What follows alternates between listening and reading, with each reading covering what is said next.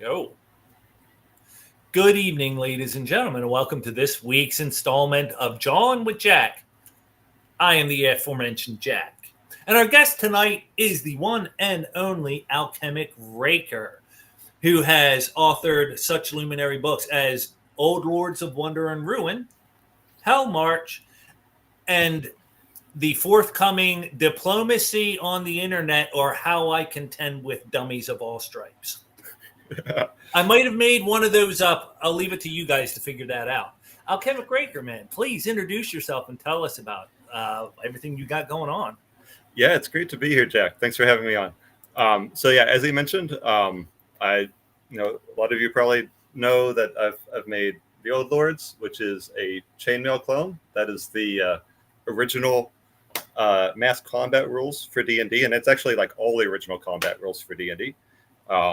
And also Hellmarch, which I was able to release this year. And I'm sure we'll talk about this more in just a bit, but this is the mass combat rules, like a subset of the rules from Chainmail and streamlined. What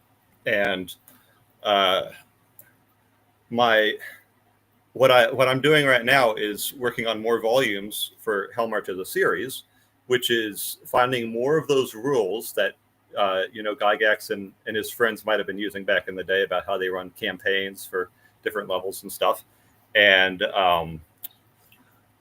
trying to bring more of those into this series so you can play more like that. And I see someone asking for physical copies of the Old Lords. I got a shipment message for the latest round of proofs for it this week, just yesterday morning. So hopefully it'll arrive in the next couple of days, and we might have that live on drive-through this week. So I'm looking forward to that.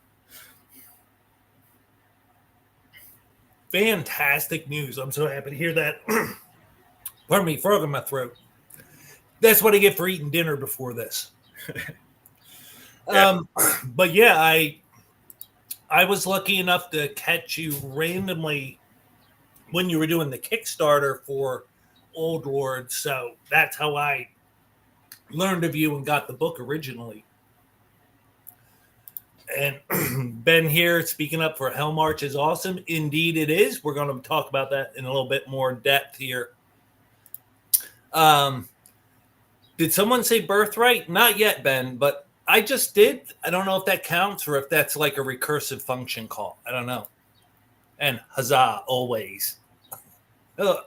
So, how did I heard you talking on the Second Watch stream last Friday, and you had mentioned that you weren't a war gamer originally. You started out with RPGs, and that was really your focus. Yeah. So, where did the wargaming stuff come into it? Yeah. So, I got into D&D 3.5, and that's kind of, a pretty crunchy edition of D&D to get into. And we min-maxed the heck out of it back in college and played a 2-year campaign there. And I left that thinking, I enjoyed playing D&D, but I never want to play this edition of D&D again. The complexity is not exactly where I'd want it to be, as much fun as it was. And my DM was cases. Great. But there was something about it that I hadn't, something here is not quite right, so I want to fix it. And so that bug's just been in the back of my head for, I guess, well over a decade now. And there was a long time where I wasn't playing D&D. But I came back to it a couple years ago, and it was 5th edition, and I'm listening to the YouTubers and stuff, and they've got all their advice. And so I try running D&D, the new way, and that's not working at all. Like whatever we were doing 15 years ago was way more correct than whatever this crap is. So I started talking about that online and finding some other like-minded people who are like, well, the rules do matter. We can't just throw them out. But why do they matter? How do they fit in to making it all work? And so I went through a phase where maybe it's all about balance. Well, no, it's not all about balance. Like the differences make things interesting. The different power levels. So went through a whole lot of stuff like that, and I found the basic expert. He's got a circle, and the bros were coming up, and Right. a lot of people were naysaying the bros, and I'm like, well, the people naysaying the bros, I disagree with them, so maybe the bros are onto something. So I look into it, and I was agreeing with so many points that the bros were making that I was declared an honorary bro. And so I'm like, okay, then. You're not a bro. You're like alt bro or bro adjacent, something like that. I think I get Yeah, that. and they were really focused on playing, which absolutely. I My background is more of like I enjoyed designing games, so I wasn't quite lined up with the bros in that regard, but otherwise completely in sync with them. So I'm very much bro territory now, and they were saying to go back to the originals, go read the original stuff. There's a lot of information in there, right? And so that got me to first edition D&D, and that's where I learned how to read and stop trying to inject what I think it's going to say and actually read what the book says. So that was amazing. And then I was like, well, if there's all this information in first edition, I still didn't have the answers I wanted, where it's like, what makes D&D tick? So I wanted to keep going back further. And I got to original D&D. And at this point, I've learned how to read, right, from first edition. And Right, yeah. first page of OD&D says... You didn't just learn to read. You learned to read High Gygaxian, which I remember trying to learn that when I was a 6 or 7 year old. It was a challenge. I mean, he throws a lot at you, and he doesn't organize it super well. No, he doesn't. It's a great game, and I will come back to its defense later, I'm sure. But it is heavyweight, right? Yes. First edition is, and so in OD&D, it seems to be a lot more lightweight. But on the first page and all throughout, hey, Alan, I'm glad you can make it. At the first page and all throughout OD&D, it's talking about chainmail and that you have to use chainmail. And it says, well, what are the land combat rules for for D&D? It's chainmail. So it's like, okay, I know how to read now. It says to use chainmail. That means I don't get to skip it. I have to learn chainmail. And so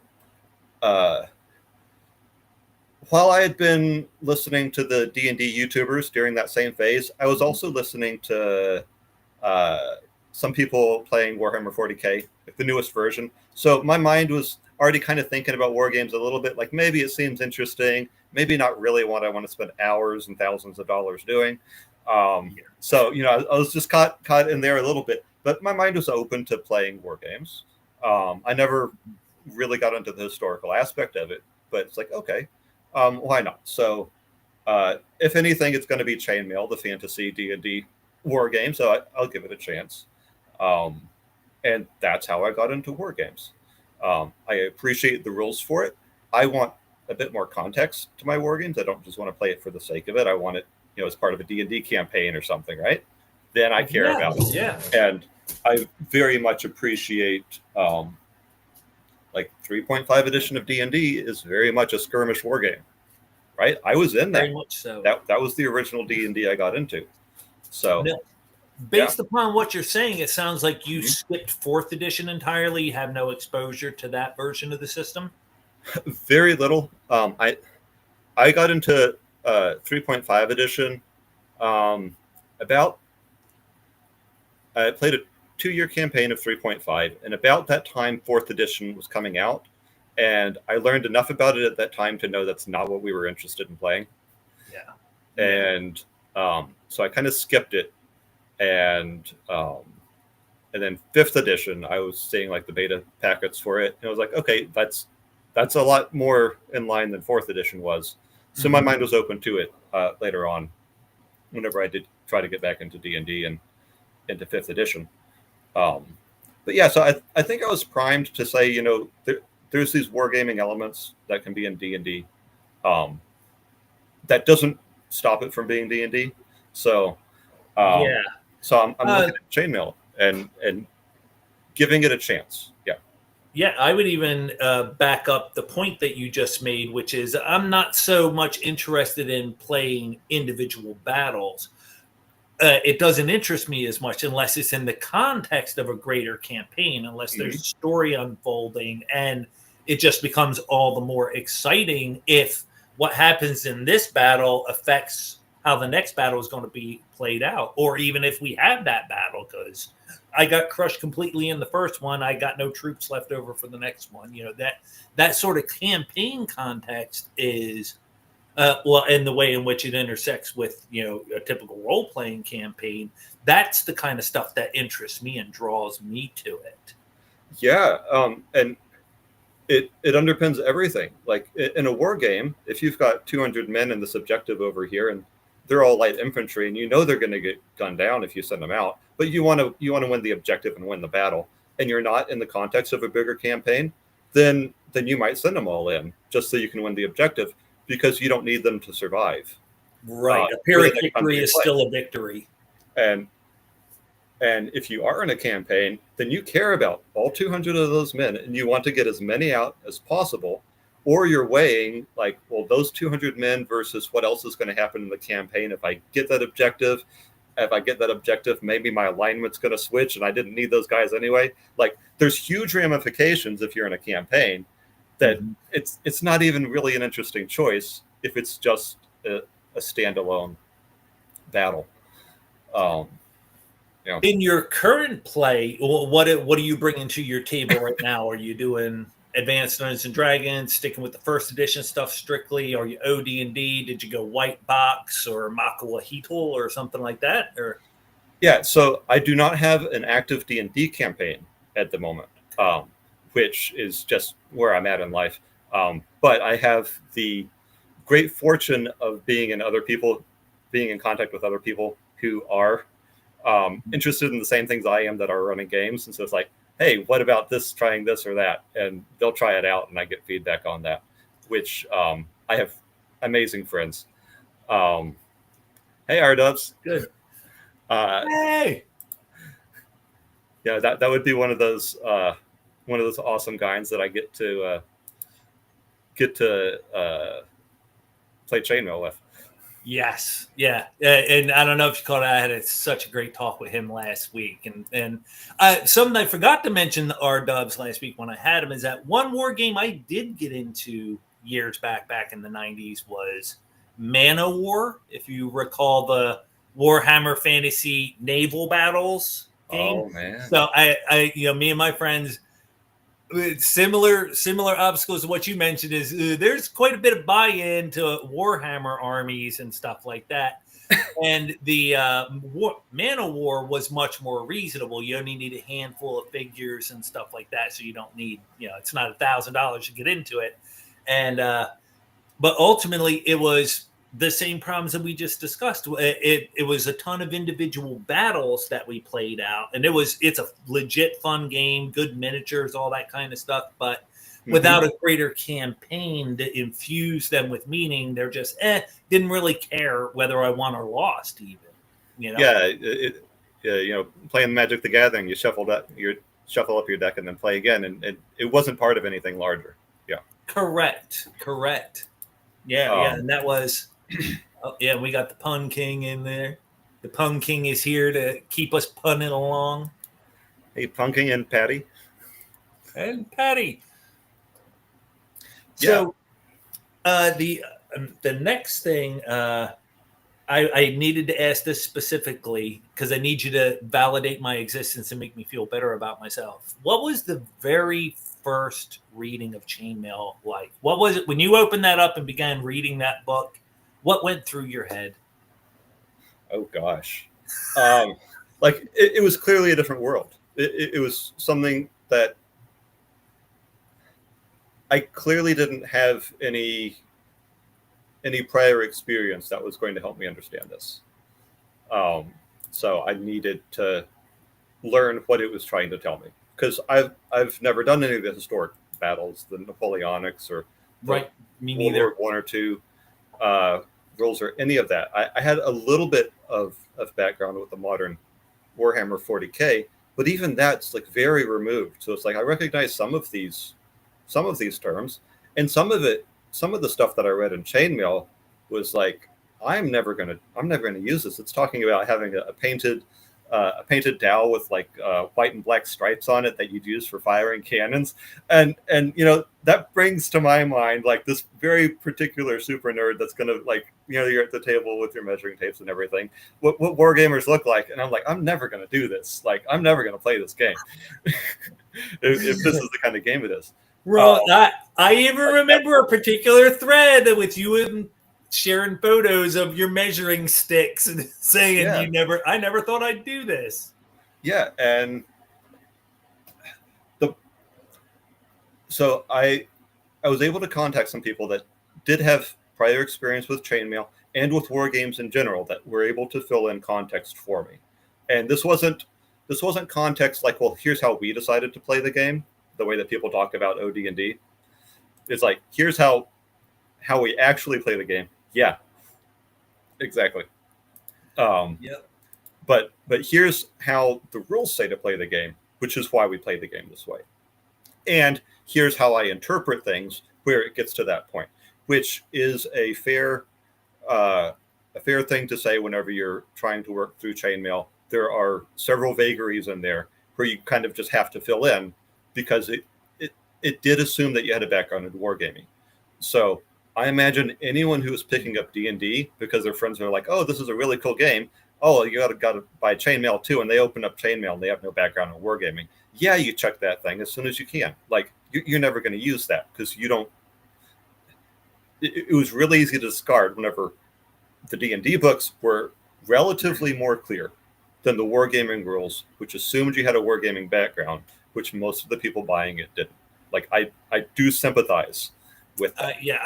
I confess your answer does make me feel a little better. Yeah. because I don't consider myself a dummy, but I found Chainmail darn near a different language when I first cracked it up. And I was like, oh, wow. First edition is clear as a bell compared to this.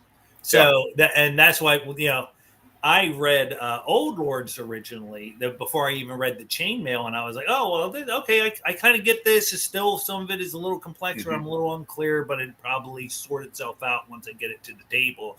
Chainmail was just right over the top. So I didn't even realize on first perusal that Old Lords is just the Chainmail rules. It is. It's the Chainmail rules. I went for complete statistical parity with the core rules. So if you understand how to play Chainmail, or if you understand how to play the Old Lords, you are playing the same game that's Chainmail. There are optional rules where there's like a 1 or 2% difference in how you roll 2d6, and it's how mercenaries behave in Chainmail compared to how they work in the Old Lords. And it's so rare where it's like, okay, technically it's not the same, but you can still say you know how to play Chainmail. Like I would give it that. And it's clearly not a house rule. It's like I can't just copy Chainmail and publish it, right? Right. So, but I felt strongly that if I was going to clone or retro clone Chainmail, I wanted to do it better than what I see a lot of the other retro clones doing with games, where it was how they interpreted the game, and you change core parts of the game that make it not the same game. Chainmail uses D6s, dice pools here, and 2d6 tables against the target number there. So that's what we're going to do. And we're going to do it the same statistics and everything. So you're making the same choices. So that meant a lot to me to do that. And while I was trying to figure out Chainmail, and while I was learning it and writing the clone, I was thinking there's ways that I would want to bring it to the table to introduce it to my own friends. Like, not the friends who get down into the weeds with it, like R-dubs here, where it's like they're willing to pull out the original rules of Chainmail and figure out what's going on. But I want to use these mass combat rules in the middle of a D&D game without there being 10 minutes of setup time to be like, oh, this is a mass combat situation. Let's get out the miniatures and figure this out. Like, no, I want to be able to grab a handful of dice and roll them and and just to have some mass combat in the middle of things, because I think it can flow well together. Yes. Because that's what became clear to me as I understood Chainmail, and I could tell that I was understanding Chainmail when this started happening, was that Chainmail became a set of rules for modeling any scenario in D&D. So anything that people talk about, you're reading after action reports from people playing D&D, and I'm thinking I can just model that and play it in Chainmail. I don't need character sheets. I don't need anything.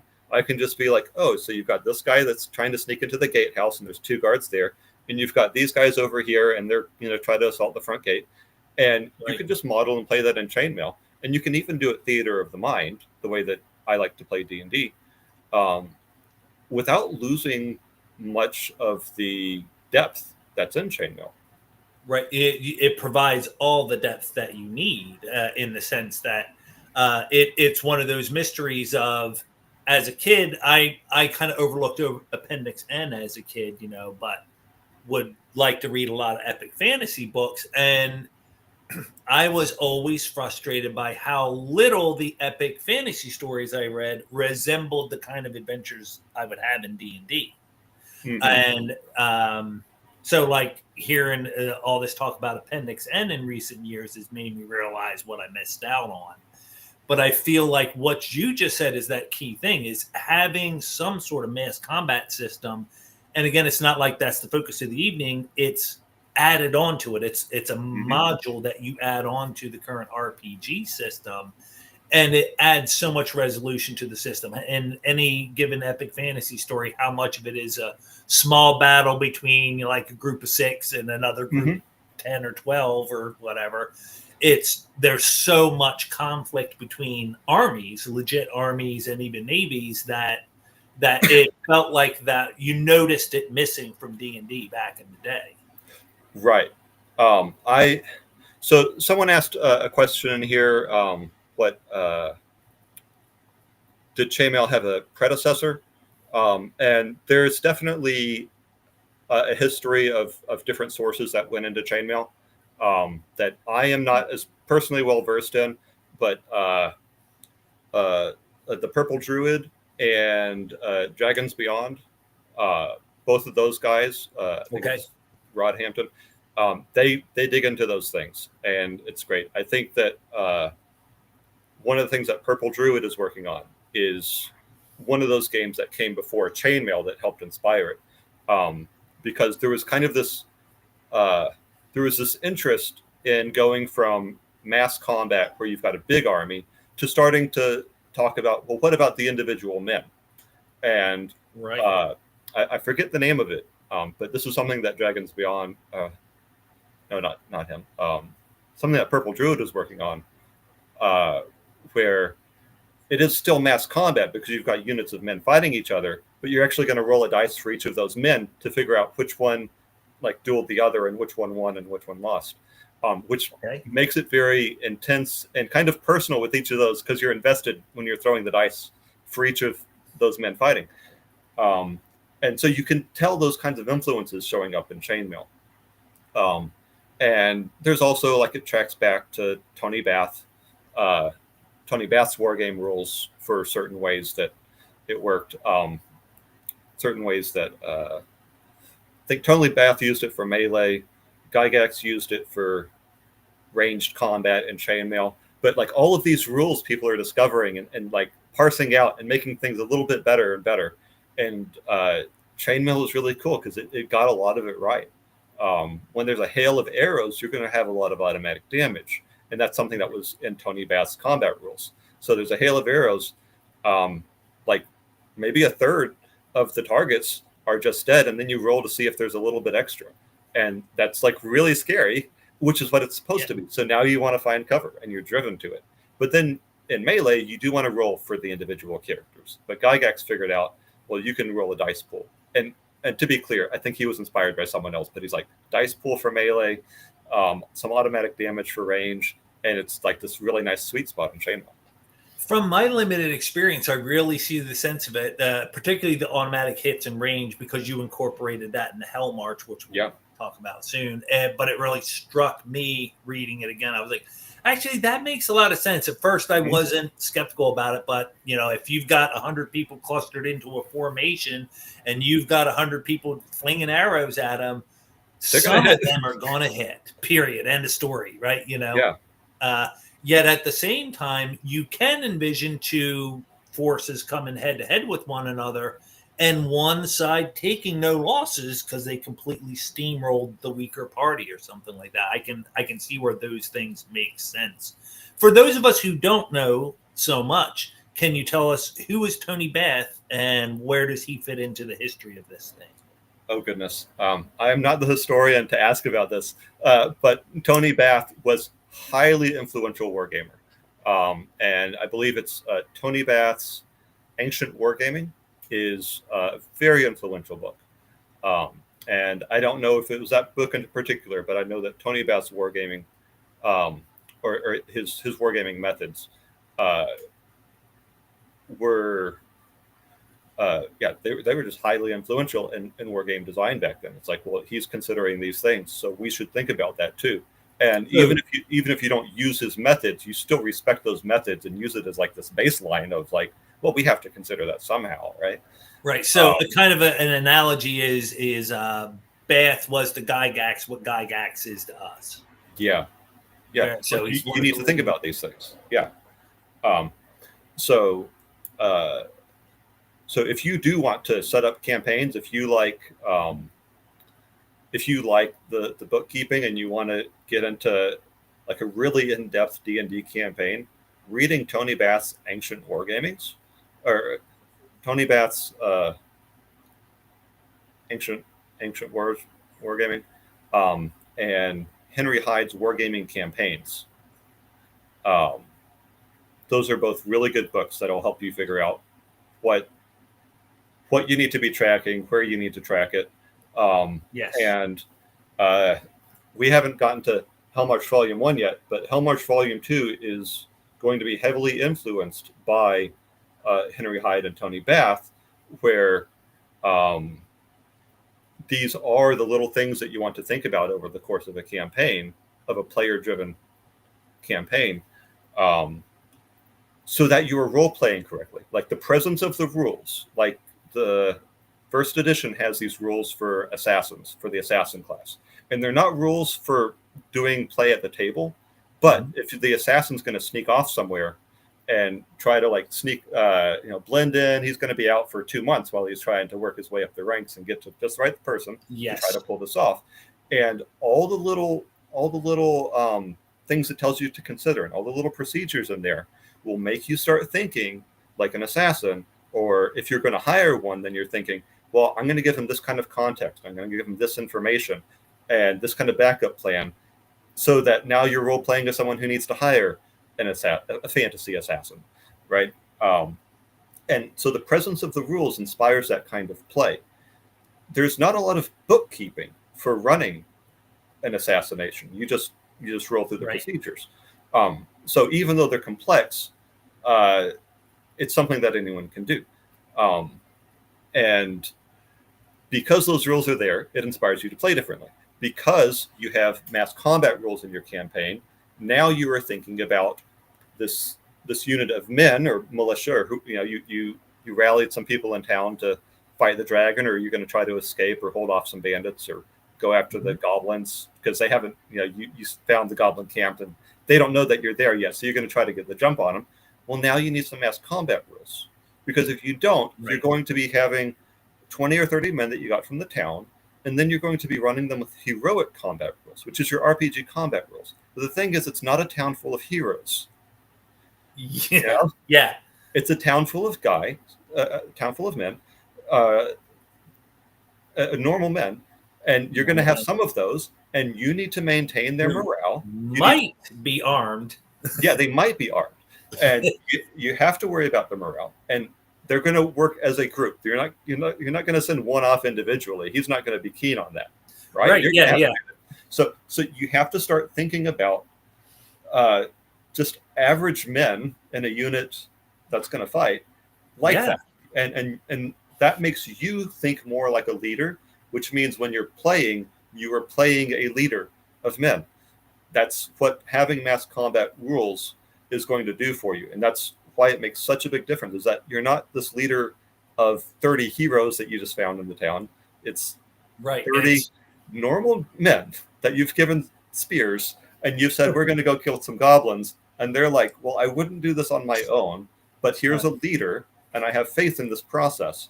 And as long as you can maintain their morale, they're going to do that. And that didn't completely click for me until I was reading through Chainmail. One of the things in Chainmail that really put me off, and I was like, this is one of the first things I'm going to throw out of Chainmail whenever I run it. It's post-melee morale. So there's this really, really cool dice pool system where you roll dice to see if your men hit. And then there's this really complicated math you have to do for post-melee morale to see whether or not one side or the other runs away based on how the fight's going.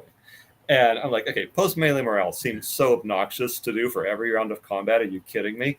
And it looks super complicated. So you'd have to have a calculator, and you'd be like doing notes and stuff over here and multiplying the unit types and their strength. It's like, okay, come on. Like, I'm not going to do that.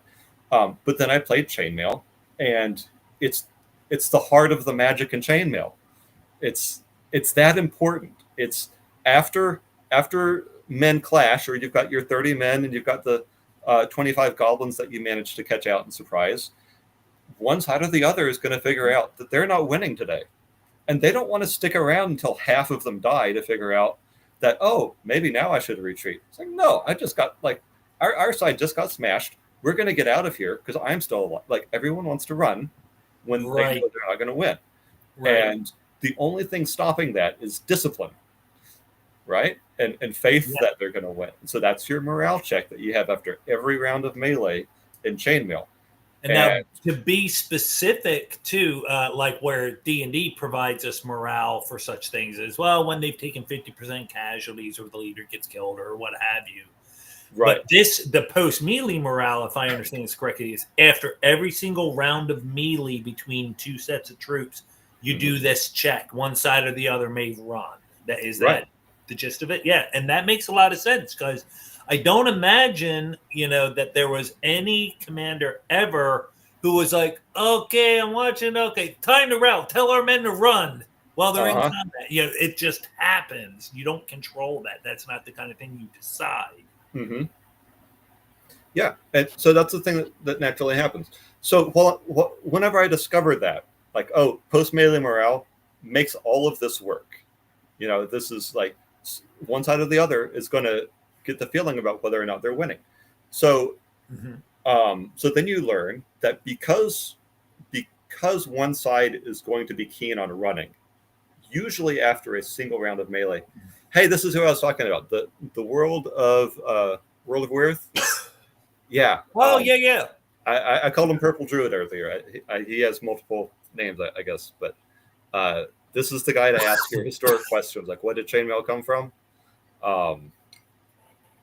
The Ancient Wargaming and the Siege of Bodenberg. That was the other one I couldn't remember. Siege of Bodenberg's the one where you pair off all the guys on the front line and you roll dice for each one of them to see if they're winning.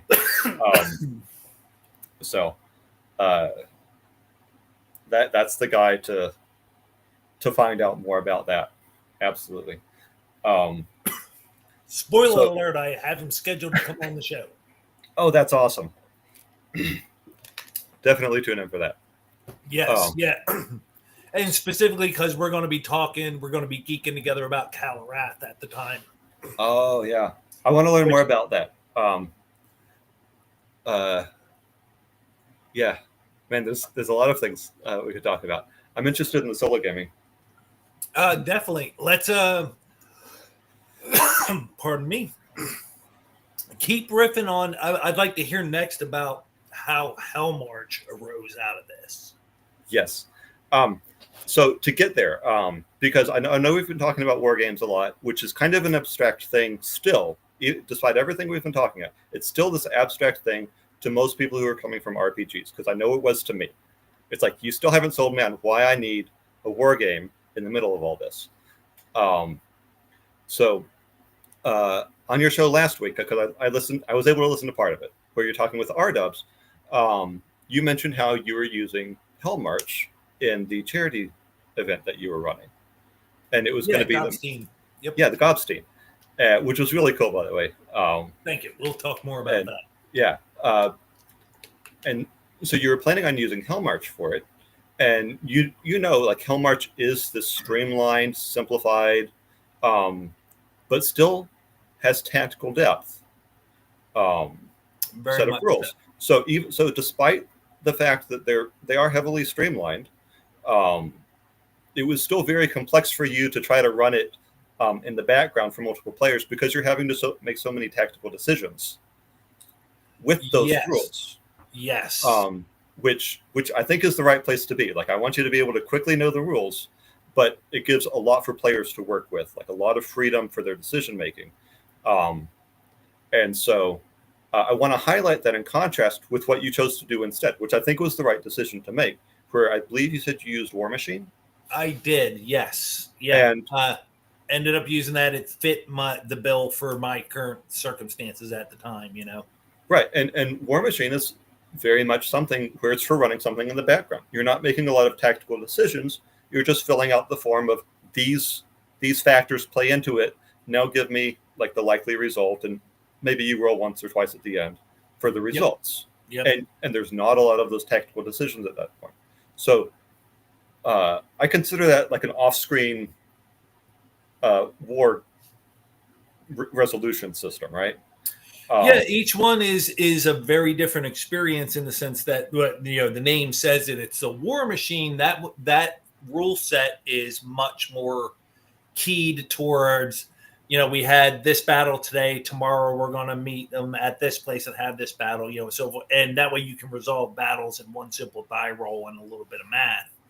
Right. But, you know, again, the place that Hellmarch really shines for me, and we'll get back to that, but it really shines in solo play.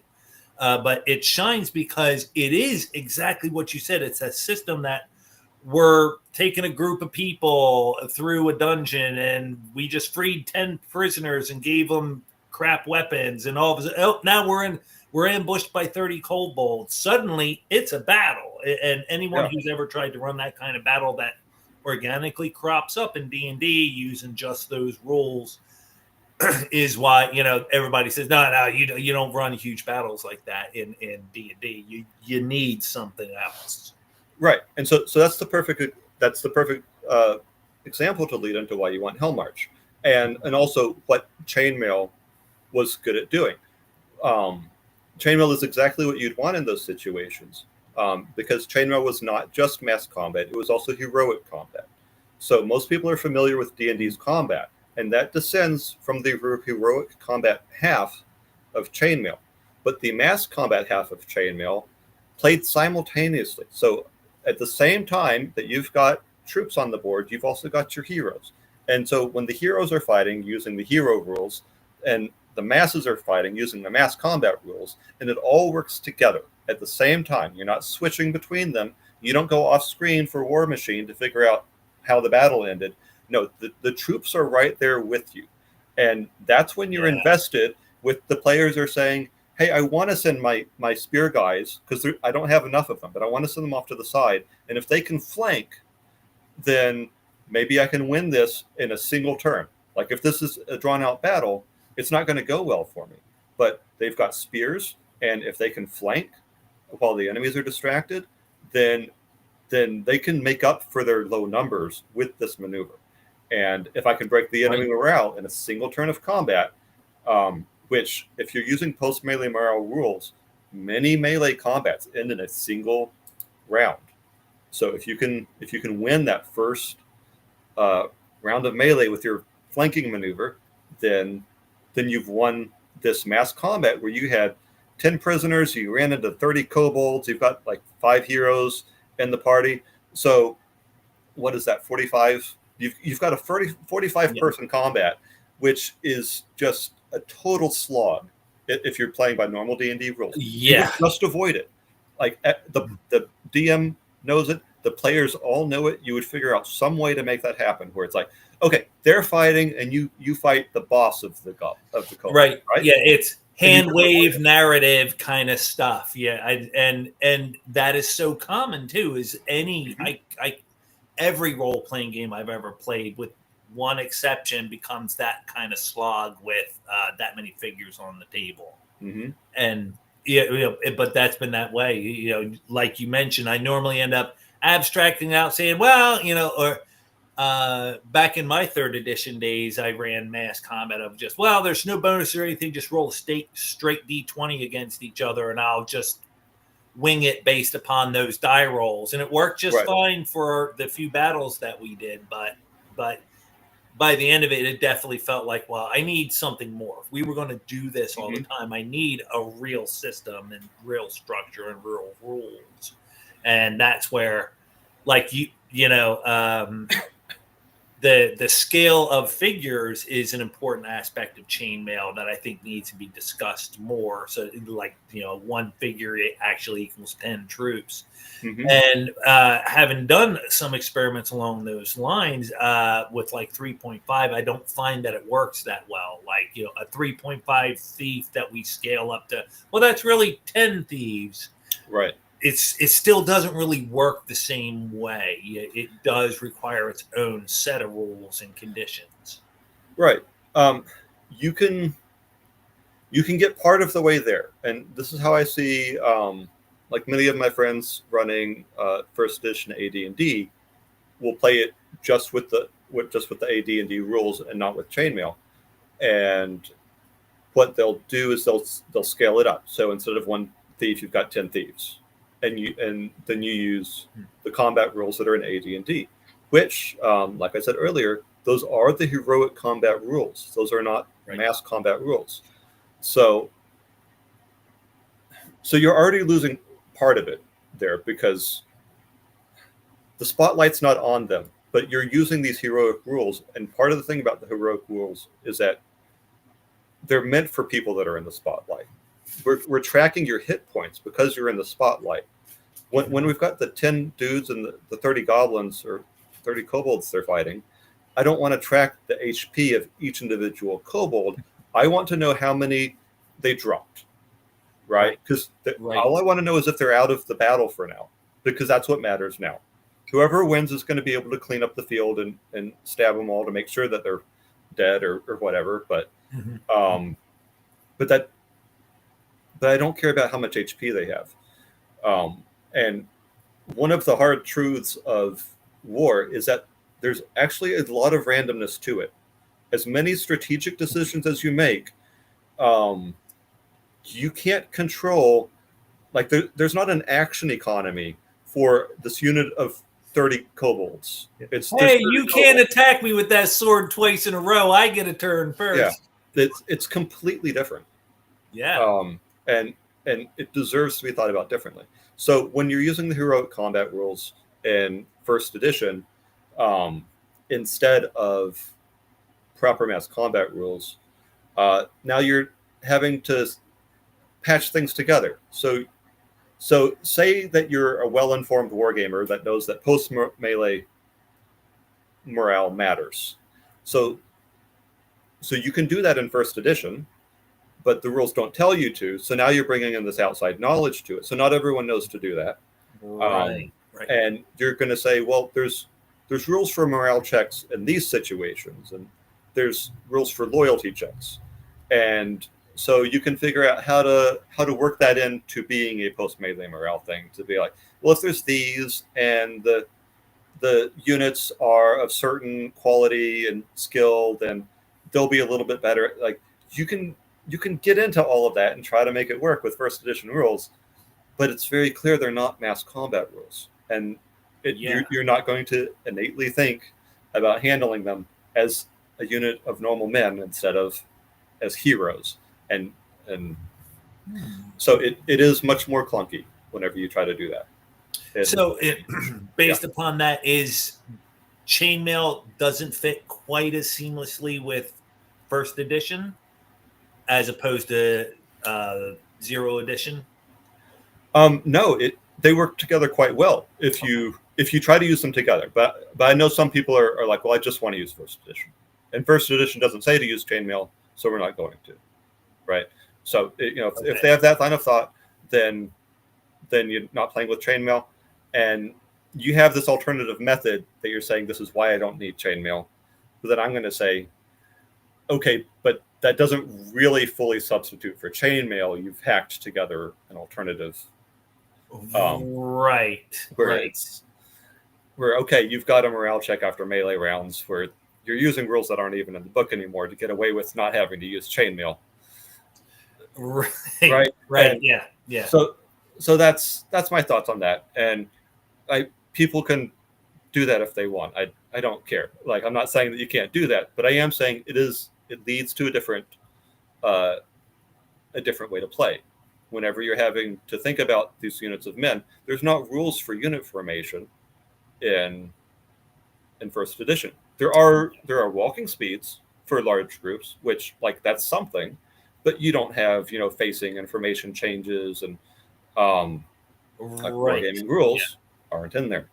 And again, being somebody who back in the day didn't have access to chainmail or own a copy myself, I recall reading sections of the rules like that where going, I need to know more than this book gives me to make this work. And I think that's probably one of the main reasons so many of those rules fell by the wayside by the time second edition came about.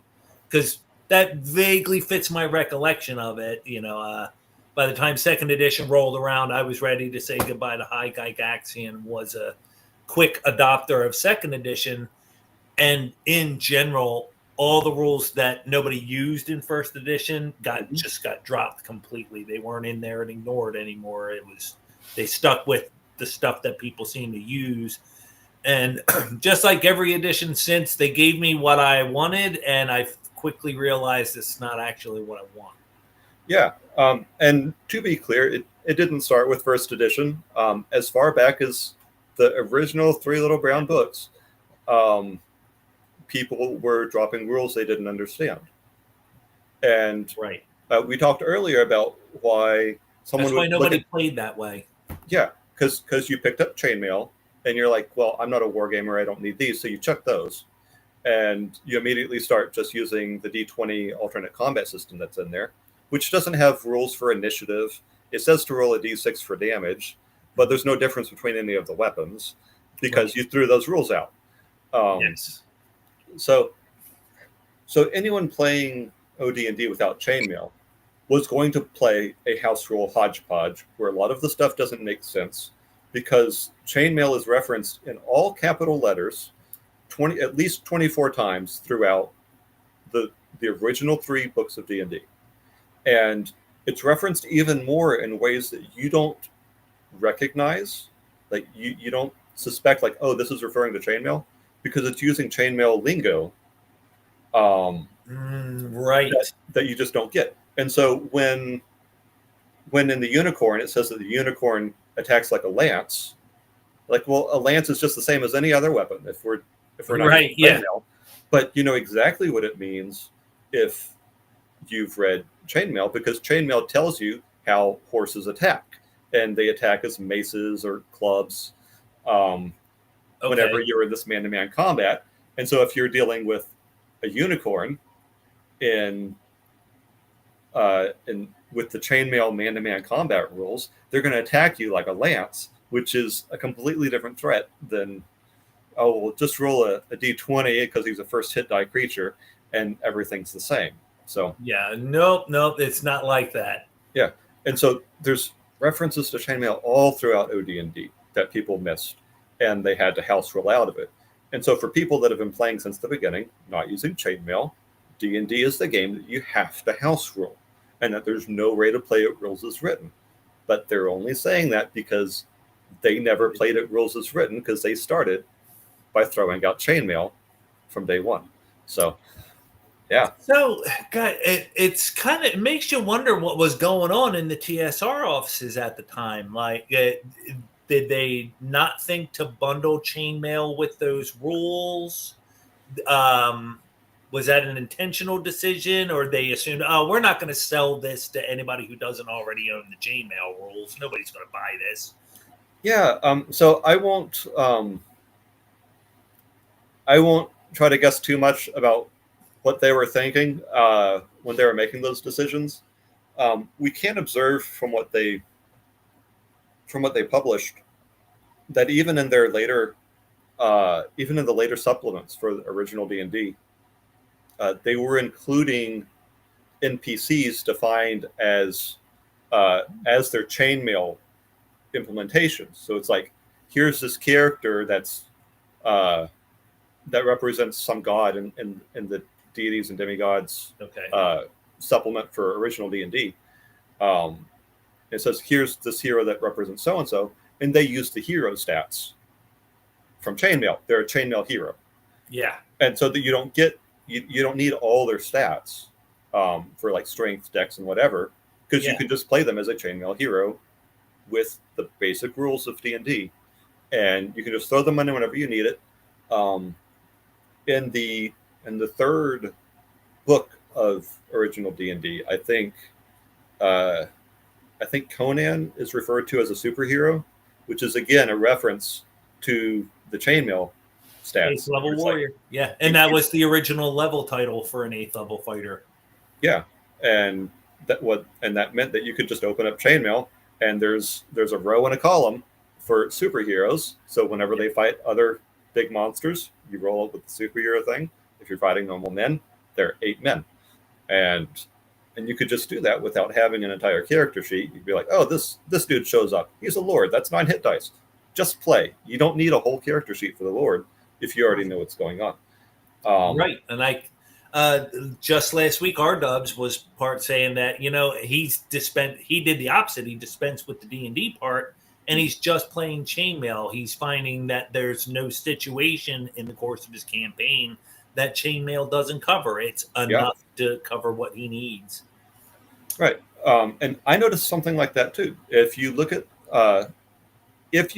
original D&D in the context of including the Chainmail rules, it becomes very different what OD&D is adding to the game. And what OD&D is adding is, it's not this game that says, oh, you can play a hero now, because you could already do that in Chainmail. What OD&D is adding is, here's how you gain experience and advance as an adventurer. And the experience is mainly coming from being a dungeon delver. And you get a very clear dungeon delving game loop in the third book of OD&D. And that's what it was adding, is now you can go from level 1 to becoming a lord by dungeon delving. That's what OD&D added. If you don't need that advancement track, you could just use Chainmail. Which means you're starting out at 4th level, which sounds kind of reasonable for people. You don't have all that fragility of 1st level characters and stuff like that. Oh, hey, Hook. Hook's in chat. It's this tag 1080 guy. Hook's another one of the guys that I play Chainmail with.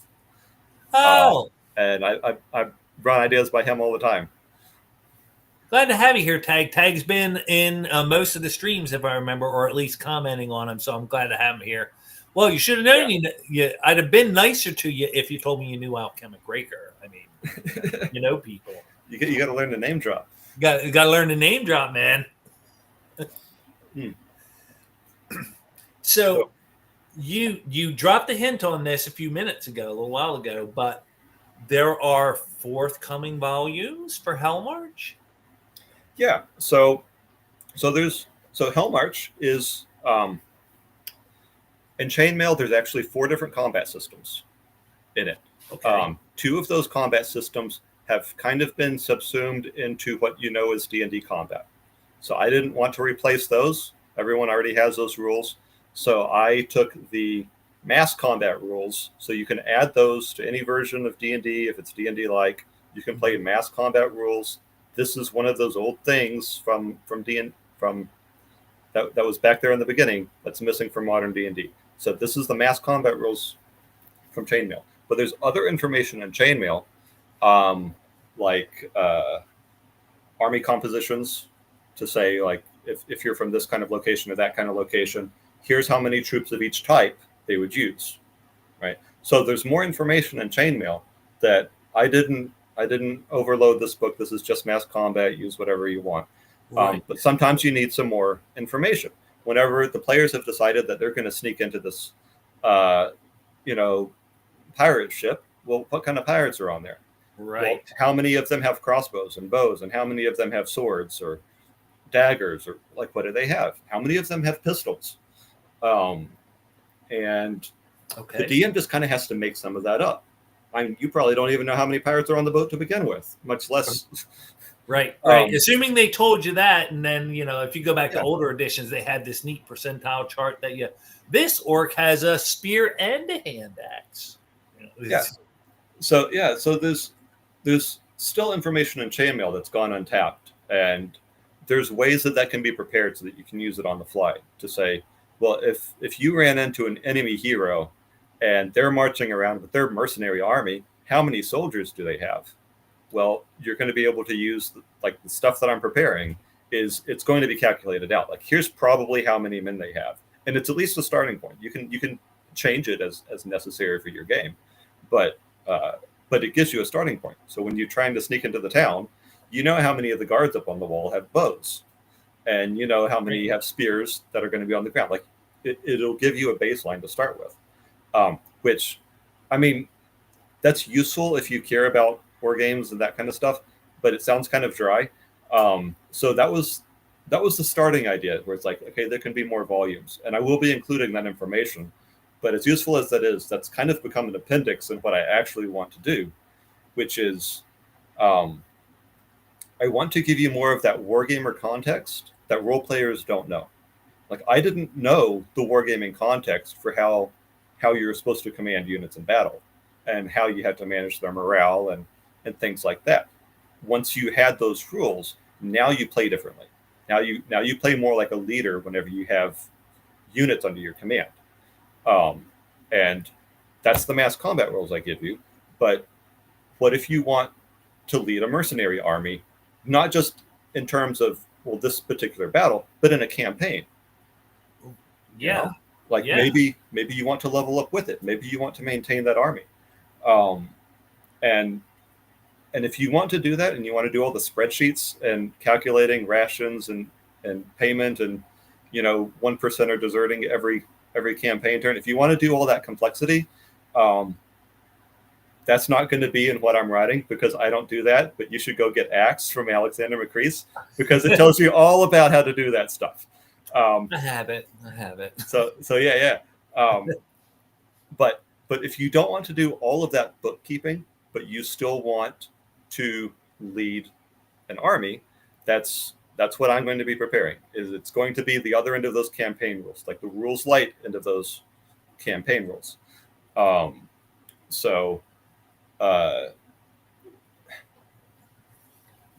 of the thing that I discovered with Chainmail, and this is, I think, the best way I can try to explain it, is role players are very creative, but there's a lot they don't know about war.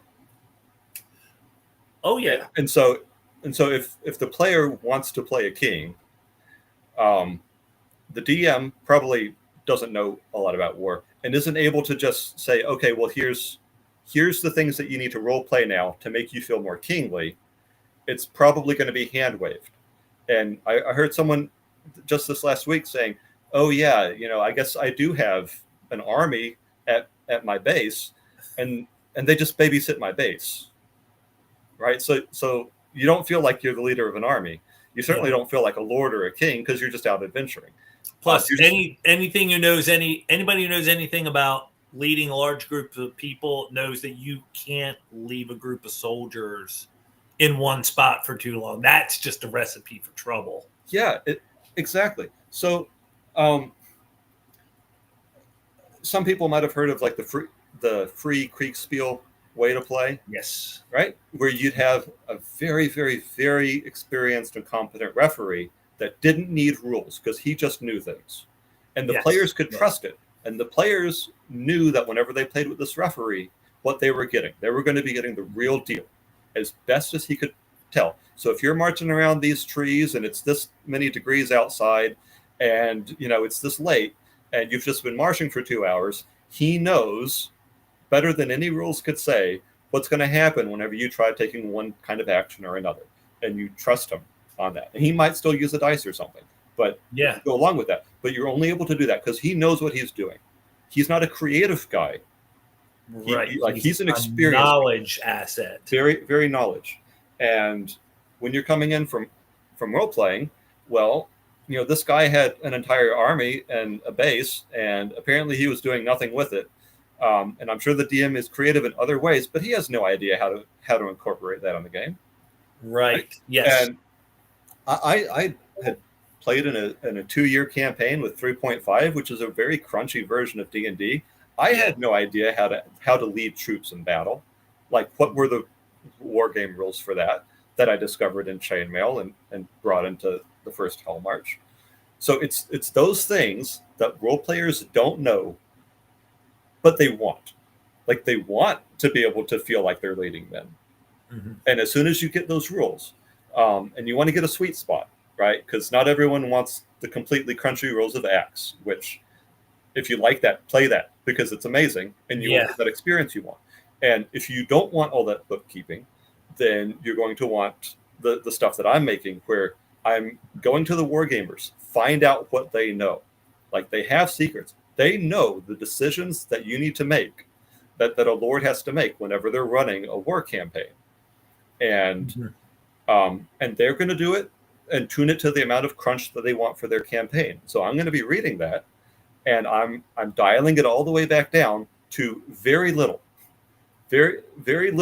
maintenance for doing it, but still presenting you with those decisions and those choice points, and giving you just like a plain list of procedures. So I know that you don't know anything about how a war campaign works, but once I start telling it to you, just verbally explaining it to you, you're gonna be like, oh, all right, like these things make sense now. So you want to go take this enemy tower, this enemy keep, and you want to claim it for your own because they're bothering your fishermen or at the river, and you need to take that because that's going to be good for you. So what do? Well, you have to rally up some men for that, right? And you're not just going to rally up some men to go do that. What you're going to do is you're going to start a campaign to go take the Black Keep. Okay. Away from the river. And so that's the context of an actual campaign. And so those men that you've rallied are part of that campaign. So the men that you have, say you get like 50 men, 100 men, those men are invested in that goal. They're invested in the campaign. So if you rally those 100 men and then you march them out into the woods and then you decide you're going to go adventuring 2 months, they're all going to piss off because they're not going to wait around for 2 months doing nothing when you said that they were going to go take the keep. They're here to take the keep, not stand around doing nothing. Right? And so they're either going to all abandon you because they don't have faith in you anymore, or they could like eject you as their leader and elect a new one and just replace you and go do it anyway without you. And so now I've given. How do you say that I'm going to do that as a dungeon master eventually? Yeah. I now have that in my repertoire for if a player ever plays that. Oh no, I changed my mind. We're going. Oh no, you don't. The soldiers go without you. Yeah, and now that you've just heard a framework, you already start thinking, okay, now here's a little more context. This is why the guys aren't going to stay around anymore. Like it's all those little tidbits that the wargamers know that we can learn from. And I can make procedures to be able to play, and how can you do that? Yeah,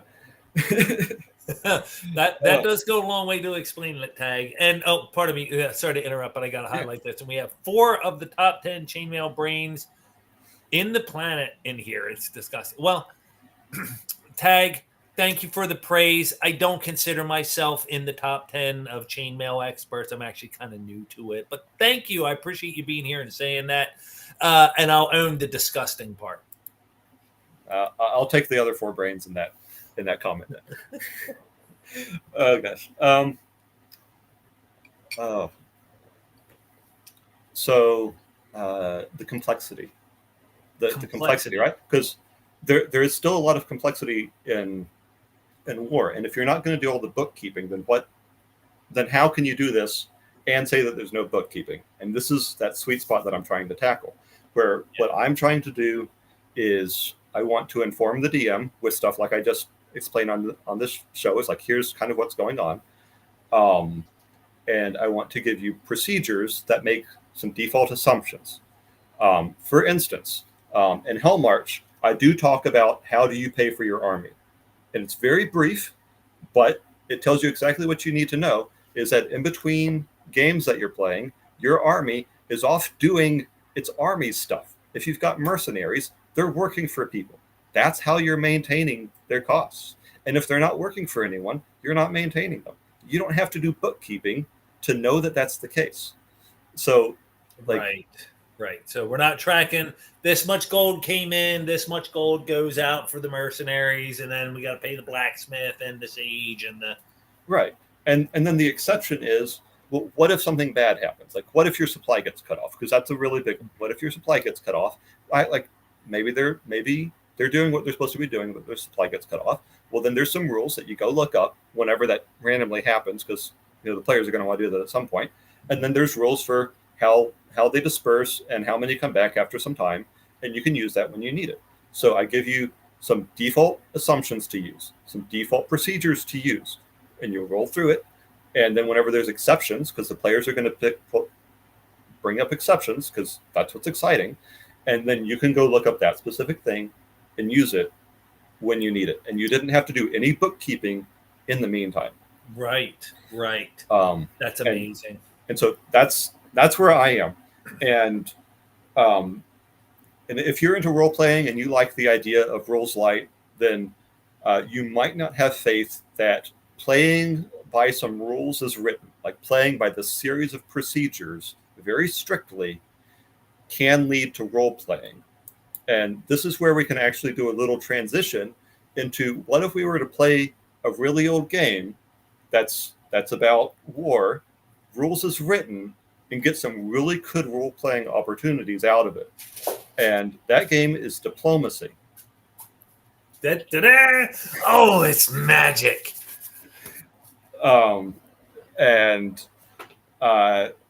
So we've been running Diplomacy by X online, and you're one of the players.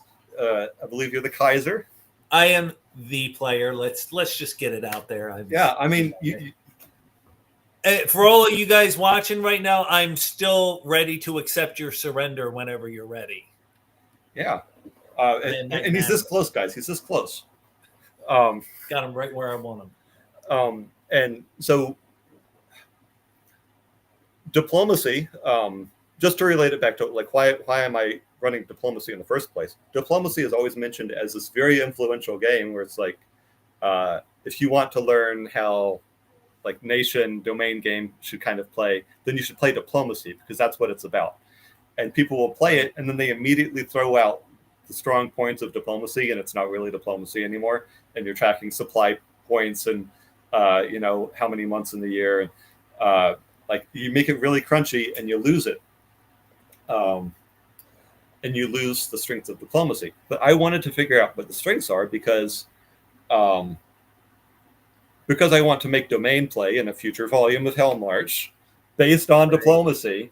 And how am I going to do that if I haven't like run a very strict rules as written game of Diplomacy with the best players to play it with, which is more bros and bro adjacent people that want to learn this stuff. And I was so correct to do that. And we've got several of the players here in chat. Italy is the second best team. Yes. You heard it here first, folks.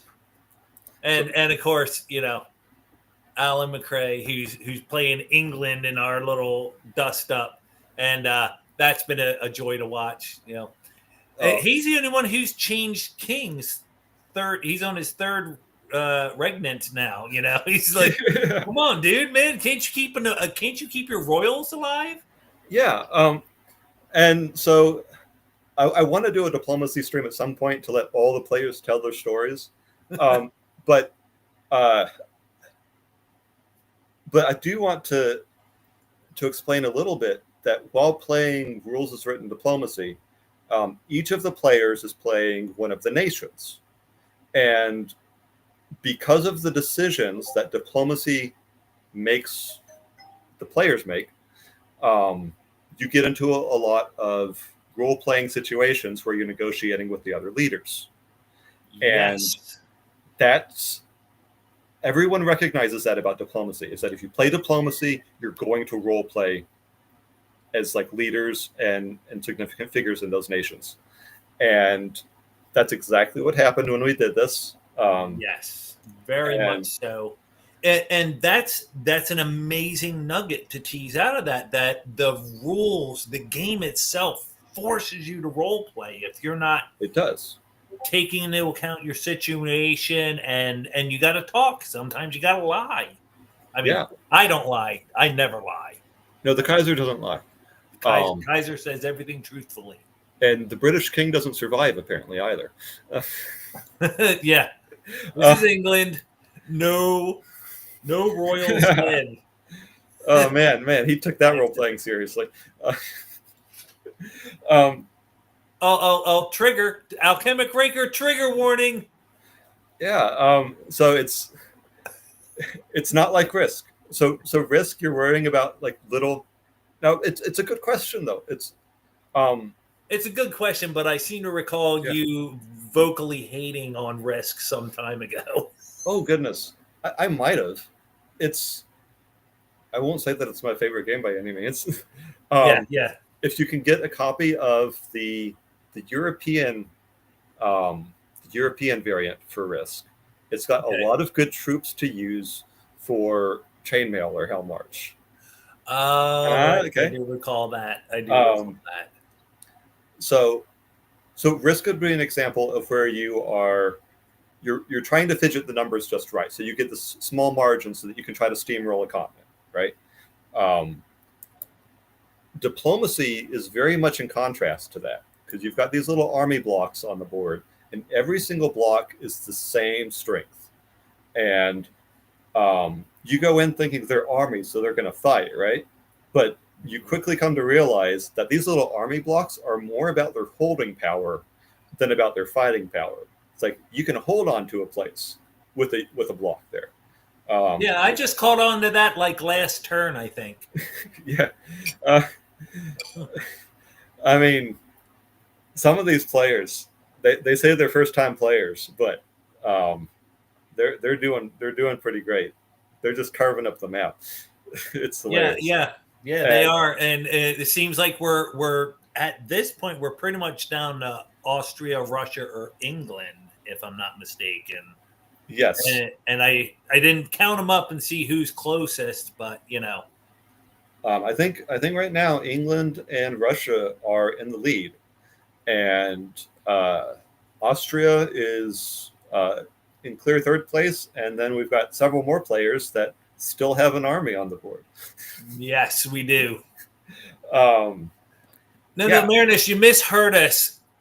Armies are supposed to flee when attacked. You're supposed to leave all your supply depots exposed for other players to take. It's a long-term strategy. Nobody will suspect what you're up to. Yes, it's very similar to the little-known secret chess strategy, which I will share here. That you want to try to get your king out into the middle of the board, but you have to know which pawns to move first to get your king out there. Because the kings are how you win the game, right? So, yes. That thought occurred to me over the course of playing was that this is much more like chess than any kind of war game that I thought, because just like in chess, when you move into that square and take that piece, there's no chance that piece is going to kill your piece and stay there or anything like that, which is what you see in dice-oriented games. So the fact that diplomacy has that, no, you have to have a clear numerical superiority, or else it's just a wash. You bounce off one another.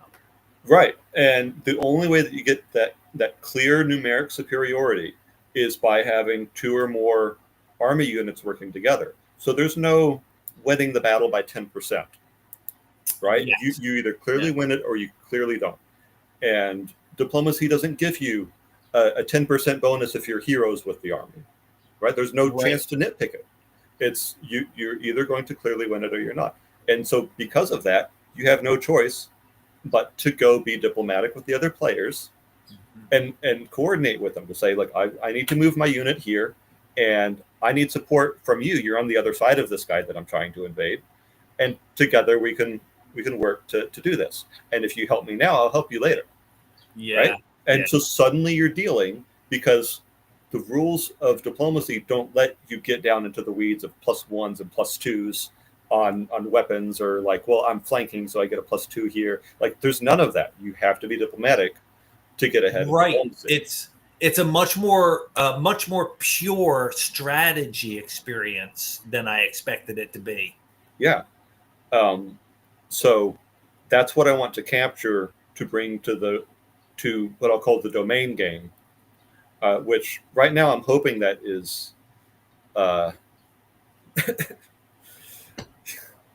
psychics. Not much, not too much. Love you, Pun King. Love you.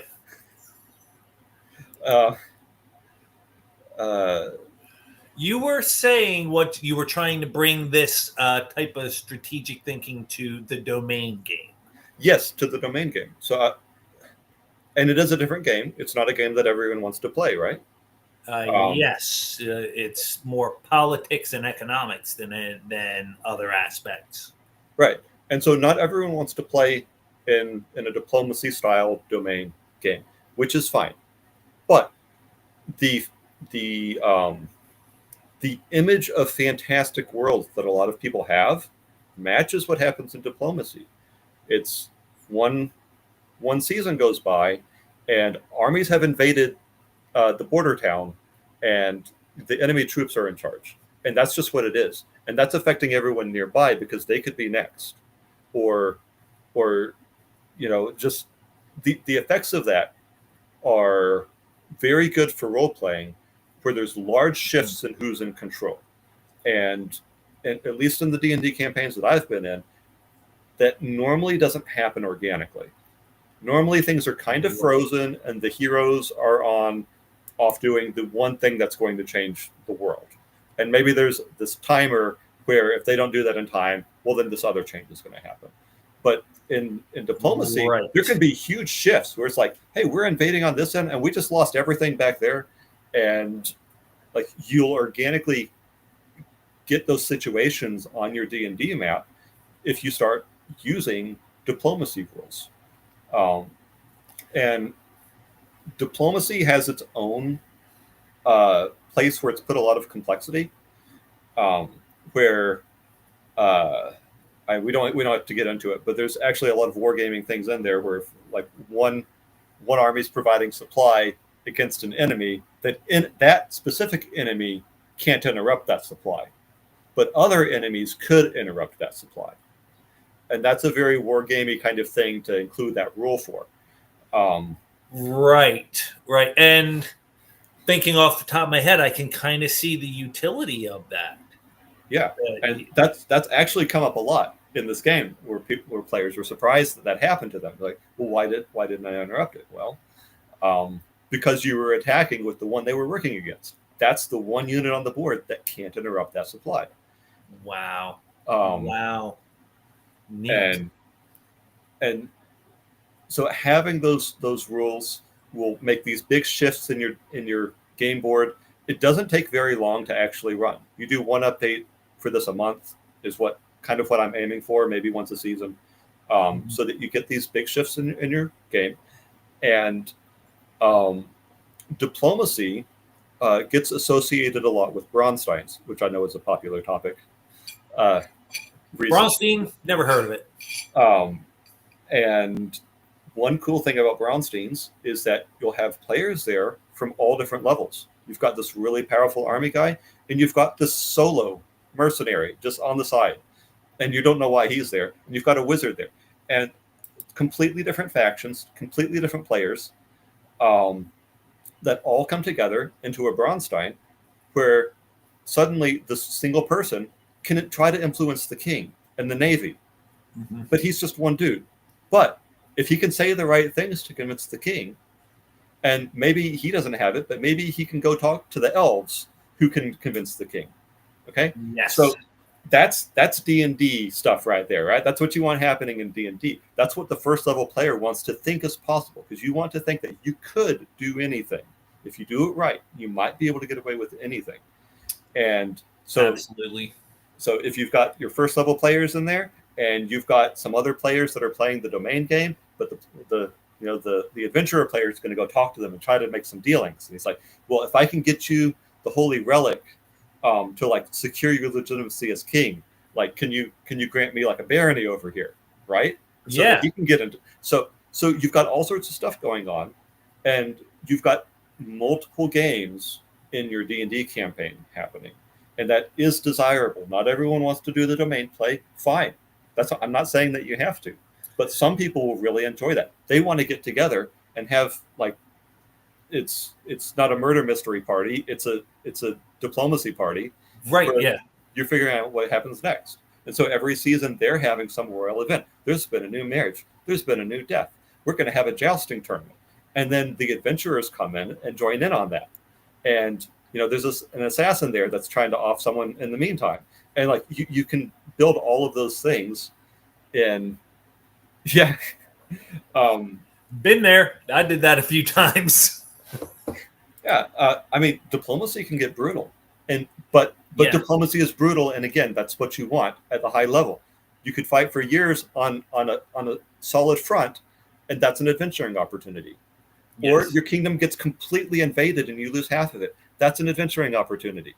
Like just everything, a different flavor. Yeah. Everything is an adventuring opportunity. So I delved into diplomacy because it's such a great example for all of this, because everyone knows what we're talking about there. And when we go back to what I was talking about, war campaigns earlier, it's like, you want to lead armies, well, then you need to give them a reason to follow you, right? And so if I give you procedures for a war campaign, the same way that there's procedures to run diplomacy, which diplomacy is rather dry in the rules department. It's not super exciting reading through them, but that is true. Really cool role play. And so if you get the right rules, that like there's not a lot of maintenance involved, strictly speaking, you're not doing a lot of bookkeeping, but you run through the procedures of how to run a war campaign. And then you get tons of role-playing opportunities. It's like, this is an opportunity to scout. This is an opportunity to try to convert the deserters that are from the other army. Like, what if you could just gain a unit on the front lines? And that's something where it's like, I'm sure that there's a DM out there that had that idea, but most DMs don't think about that kind of thing. Right. But most DMs wouldn't even know to think about that kind of stuff, Right. Another thing, because I'm reading through Henry Hyde right now, and he's just talking about all these things that, of course, wargamers know about. Right. Yeah. That all the wargamers know about, these economic effects of an army being in a location. And, well, why would you want to just capture a place and then just hold it for a while? Like, is there a strategic advantage to that? Well, yes, because you can actually dry up all the supplies from that area to make it harder for the enemy to reach you, because they can't get supplies from their friendly towns when you've robbed all their supplies and you're holding them all in a keep. Like that's another cool adventuring opportunity. Like, everything that I'm reading from the wargamers is these are all adventuring opportunities, but they're all the rules are written for wargamers. And so that's like my quest this whole time is I still don't consider myself a wargamer, but those guys have such good information for role players.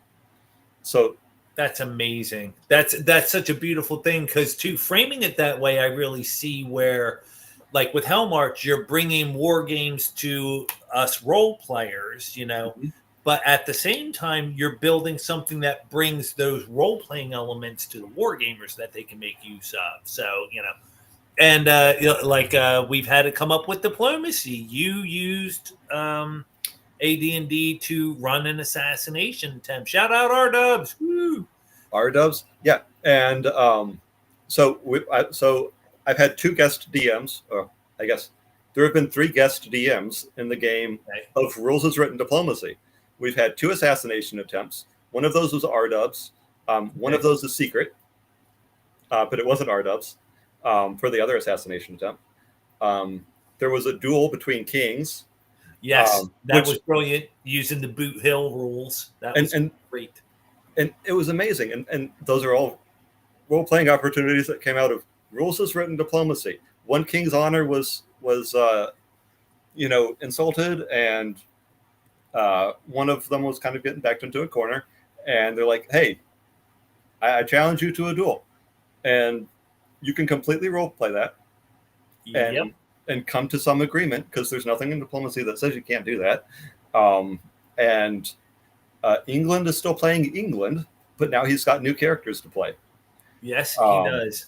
And that's been one of the wonderful parts from the role-playing perspective, is the freedom to be ahistorical. We get weird, we're being funny, we're playing grab ass here and there. And that's one of the things that I just have thoroughly enjoyed about all this, the back and forth, the public posts, press releases. I wish I had been a little bit more focused on it to do more of it myself. Yeah. And I do want to give a shout out to one of the players that their nation isn't with us anymore, Turkey. And that was a local weather report on X.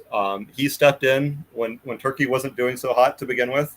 Yeah. He inherited the country because it was given up by its previous player. But he stuck with it, and he participated in the game until Turkey's got an exciting story of his own, but he held out until the bitter end, and he has, unfortunately, I think just through bad luck, been eliminated at this point. Right.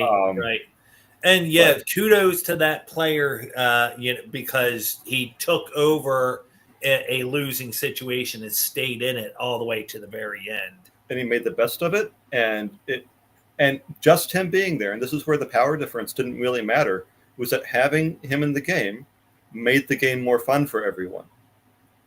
Because of like the power blocks that were forming, and there was this idea, well, we're going to retake Constantinople from Turkey, do those things, and so having Turkey there meant something. And as he sailed around and took places, it meant something in the game. It did. It did. So, what, from your perspective, what have been the crowning moments of the diplomacy game? Speaking for what you can disclose publicly, of course. But what have been? Were there great surprises waiting for you? Is this more or less playing out exactly as you expected? I wasn't entirely sure what to expect. I thought it would be. I went in anticipating that it was going to be a bit of what I'll say a more normal game of diplomacy. Like probably someone would gain power and win after a couple of turns.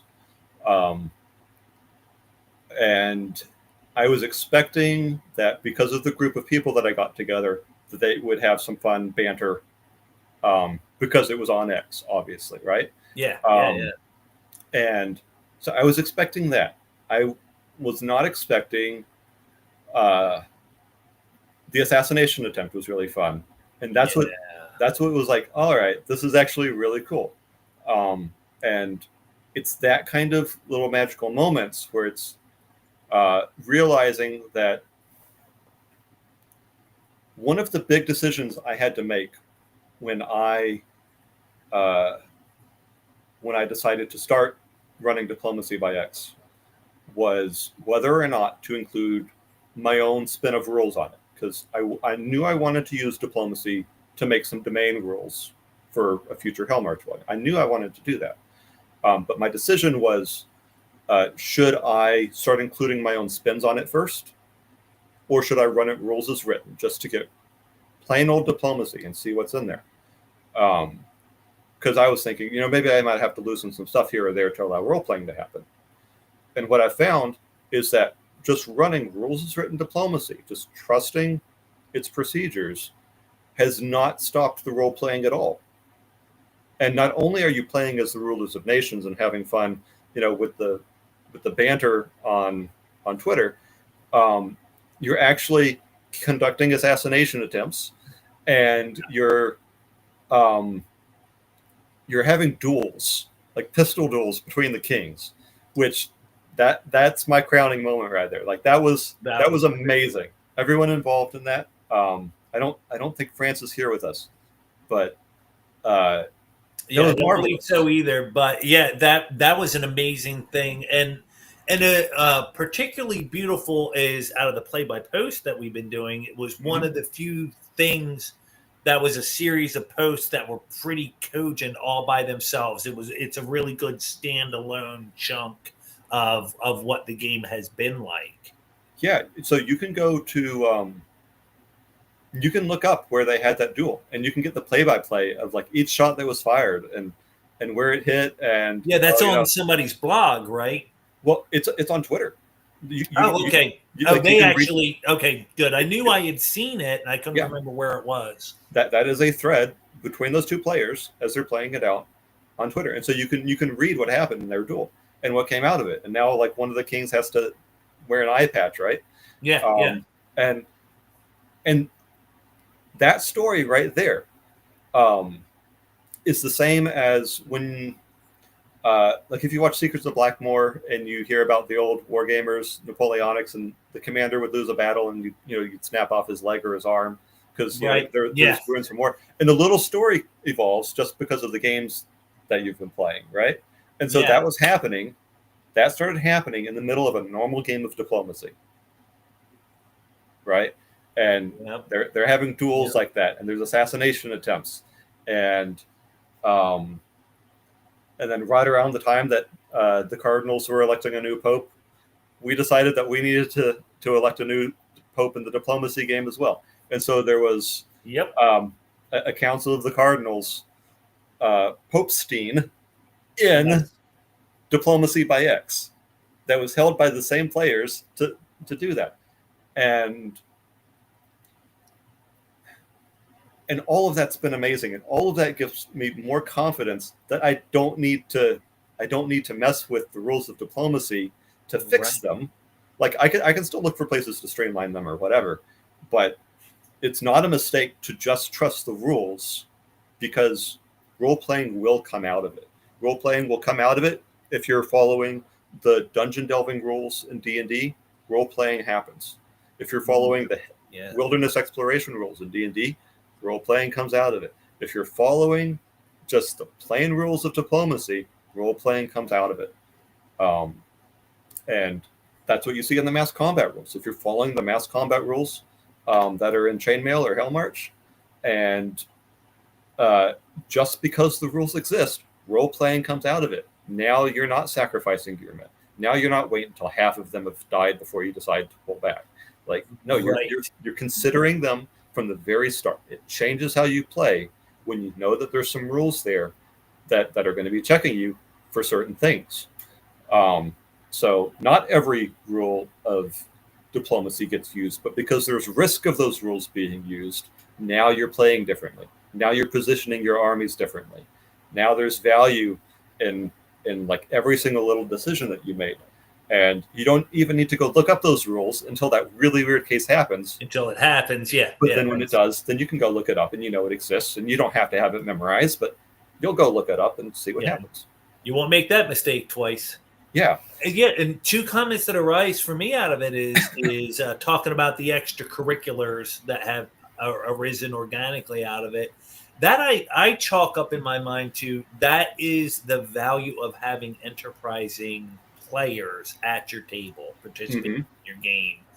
And I feel that so mirrors the quality of our role-playing games. Like it does so much hinge on the quality of the player at the table.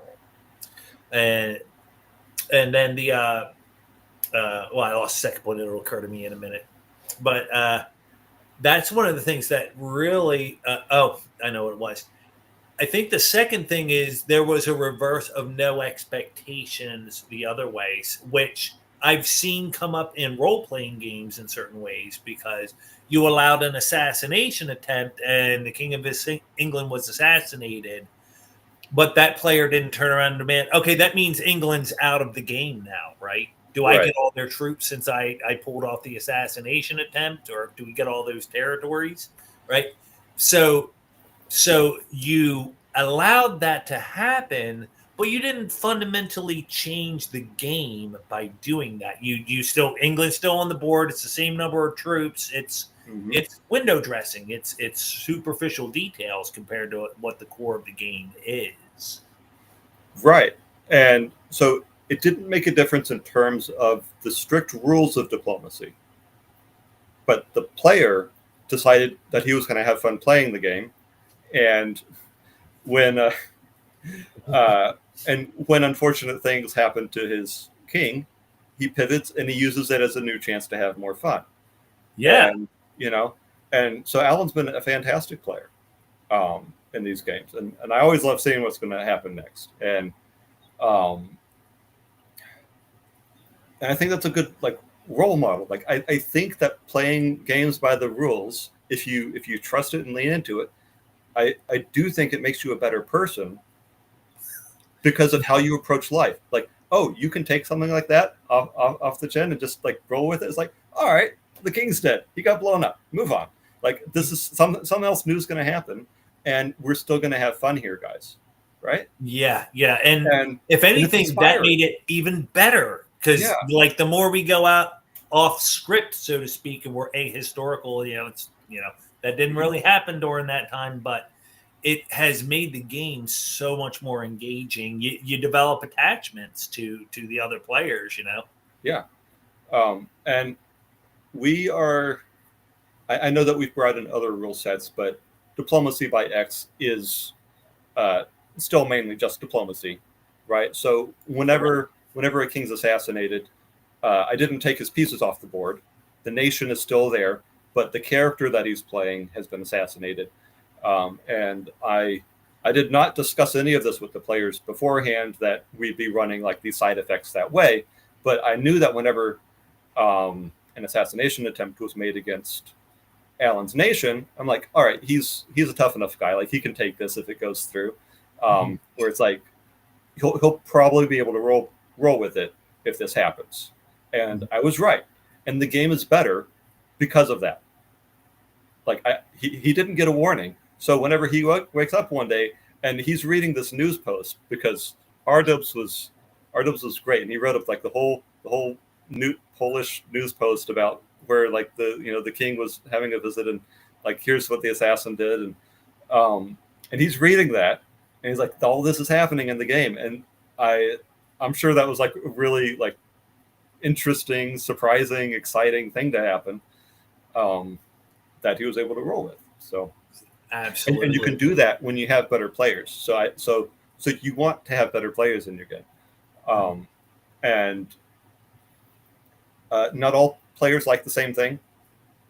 They don't all like the same game, and I'm sure that some players playing through diplomacy right now, I know that I've whenever I played through diplomacy, it's well, I like certain things about this, but in other ways it makes me feel similar to war games, where it's well, this game in isolation doesn't mean as much to me because it's in isolation, but if it was connected, it would mean more to me. And that's what I get whenever I play diplomacy as it is, and I want more of the depth to it. Right. And I feel that very much so. I don't like wargaming battles for that reason. I don't like one-shot role-playing game adventures either, because I don't get invested in the character. Nothing matters. If we're at a point where we're just head down trying to get through this dungeon because we've only got this one session to do it, well, I might as well be playing Diablo, because the computer's going to do all that better than us anyway. And you're going to drink every single potion, use every single scroll at your disposal, because none of it matters at the end of the night. Yep.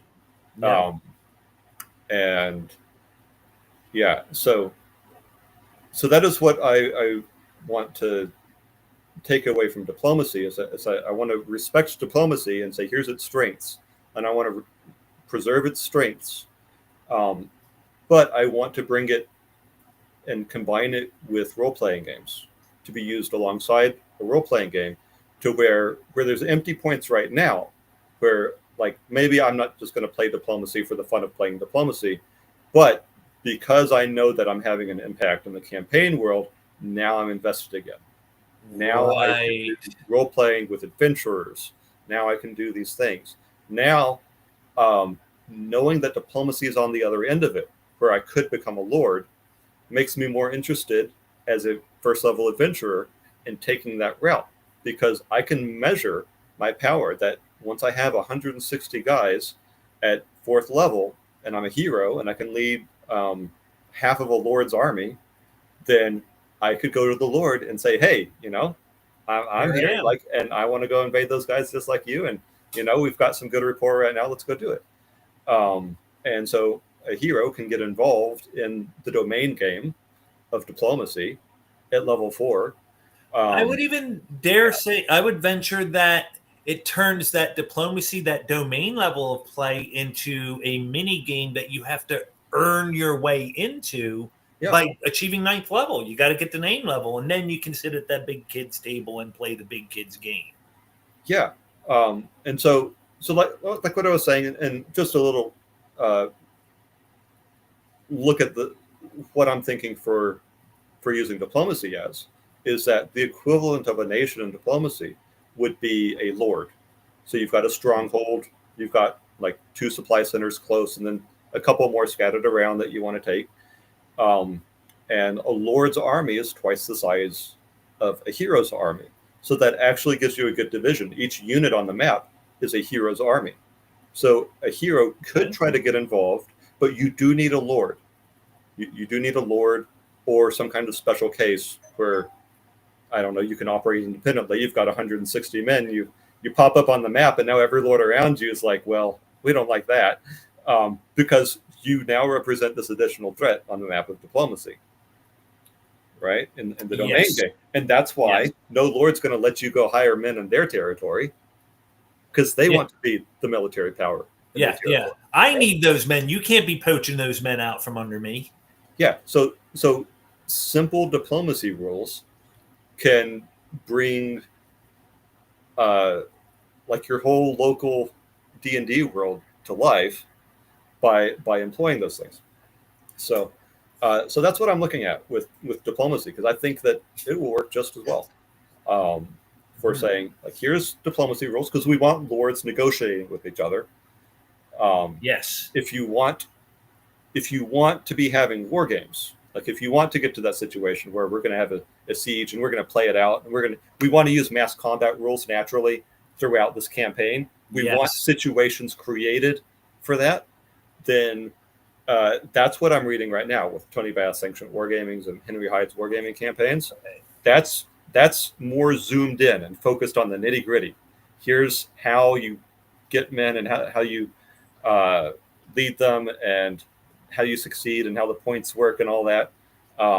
Worrying about desertion and taking towers, and if you want to get into that nitty gritty, then you can use the war campaign rules, which I'm distinguishing that from domain play. So the war campaign rules you'll use from level 1 to 10. Okay. Because you can be level 1, and you can, and at level 1 in original D&D, you're a veteran. First edition says first level fighters that can be a surgeon, and a sergeant leads 10 men. So you can have a campaign that's going on, and there's opportunities within a campaign for 10 men to make a difference. Yes. Yeah. And it can happen in the strangest places. So in the middle of a campaign, I came across this just yesterday, in the middle of a war campaign, where your team, your army has taken, it's captured a keep from the enemy, and it's like right in the middle of a lot of their towns, and they're like stealing all the resources and supplies from the town. Well, it takes time to steal the resources, and you are part of a 40-man group that's gone to do that. Okay. And 3/4 of that group is stealing supplies, or coercing the locals to give supplies, whatever. Okay. And 1/4 of that group is left over keeping guard. Okay, well, what's a quarter of all those many men? Well, that's just 10 or 20 men that's left to guard. That's what a level 1 or 2 player can be doing in the middle of a war campaign. And you have a role that's important to play. Wow. Yeah, and could so even serve as and ridiculous, and you'd never think of that. Yeah, I would never say that. I would never think that as oh, you're a first level player. You're going to be on guard duty while the rest of your fellow soldiers are ransacking this town. Yeah, and everyone thinks of scouting. Like, okay, you can scout with a small group, but everyone already knows that part of it. Everyone knows, like, well, if there's an army, what if you go do your own thing? Well, that's D&D players are used to that. That's all they've been doing. Give me something else to do. So too much so. So with war campaign rules, with war campaign procedures, and this is what I'm actively working on now. So I hope this will be volume 2. It's not just if you want to play mass combats. It also creates adventuring opportunities. Like at any point in the procedure, okay, there can be a scout here. There can be an individual there that makes a difference. 20 men, well, 5 heroes that are level 4 have the fighting capability of 20 men. So a party of heroes could be sent out to do the same job.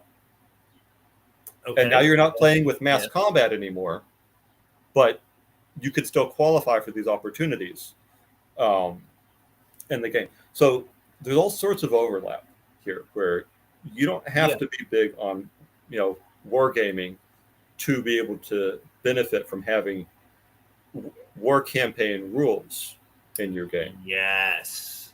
Right? I really, really see that. And exactly like you said, by laying it out in a gameplay loop, it allows you to cherry pick adventure opportunities out of there, different situations you might leverage, little things to zoom in on. And that does remind me of the comment I was going to make right prior to. Got it. No problem. That I was alluding to earlier is that Hellmarch is an especially good resource for the solo player. Because as a solo role-playing guy, I'm running a story, I'm running a game. I tend to prefer to focus on a single character when I'm doing it.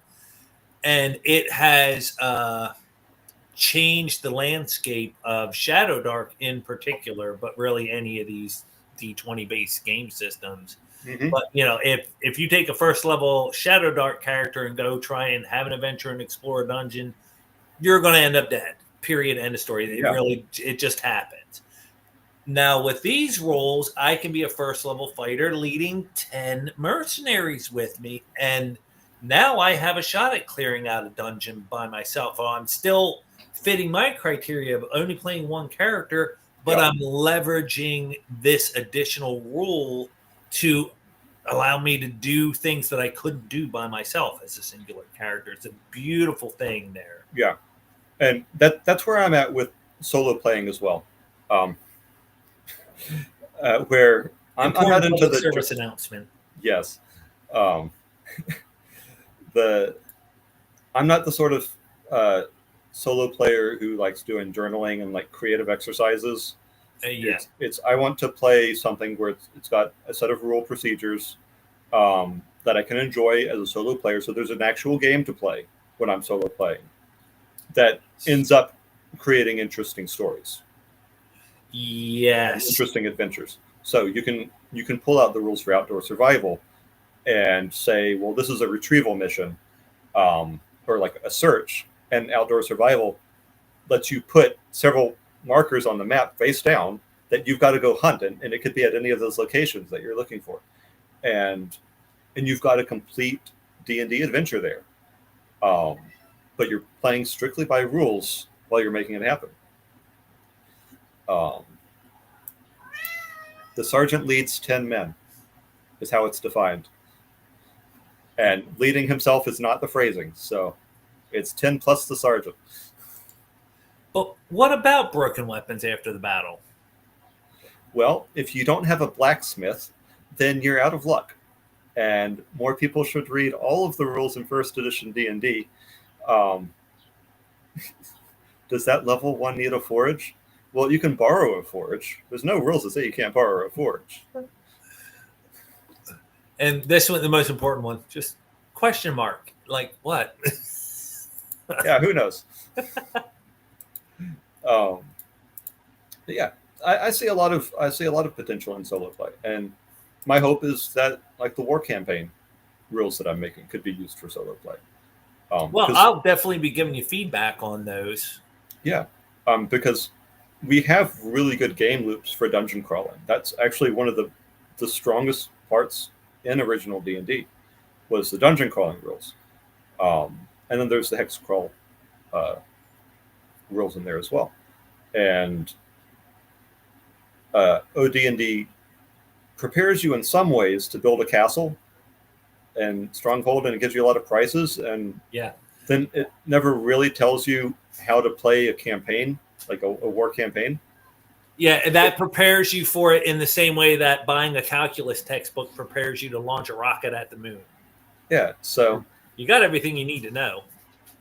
Yeah, so it doesn't get quite there, but